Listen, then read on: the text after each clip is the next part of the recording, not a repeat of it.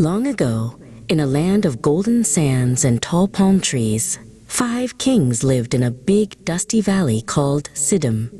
Usually, everyone got along, but one day, the kings started to argue. They disagreed about who should be the leader, and soon, their peaceful valley was filled with the sound of shouting and clashing shields.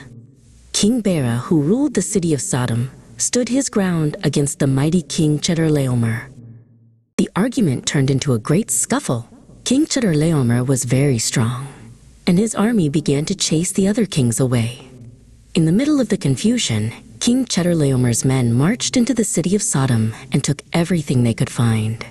They didn't just take gold and food, they also took the people who lived there, leading them far away from their homes. Among the people taken away was a man named Lot. Lot was a kind man who had many sheep and a big family. He looked back at his home with big, sad eyes as the soldiers led him toward the distant mountains. He didn't know how he would ever get back, and he hoped that someone would come to help him.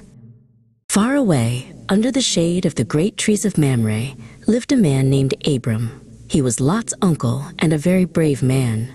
Suddenly, a messenger named Zohar came running over the hills, out of breath and dusty. "Abram, Abram," Zohar cried. "The kings have taken Lot. They are heading north, and they have everyone with them."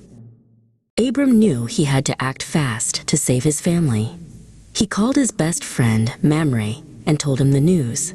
"We cannot leave Lot behind," Abram said firmly. "We must be brave and bring him home." Mamre nodded, his eyes shining with loyalty.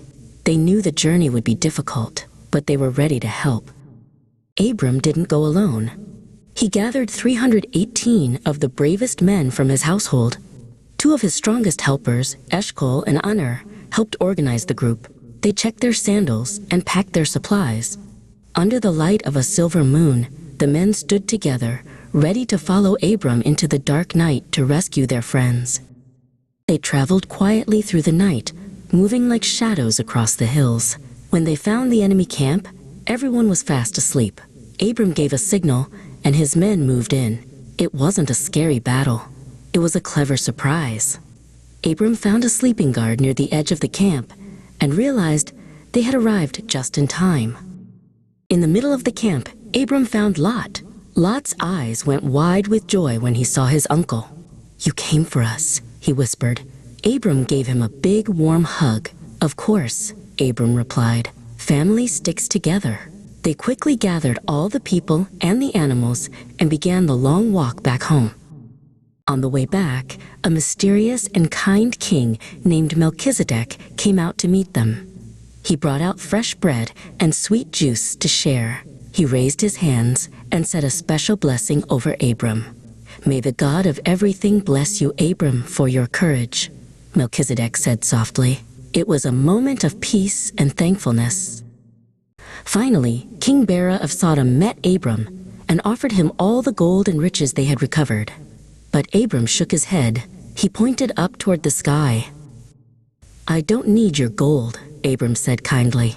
"God is the one who gives me everything I need." Abram knew that protecting his family was the best reward of all.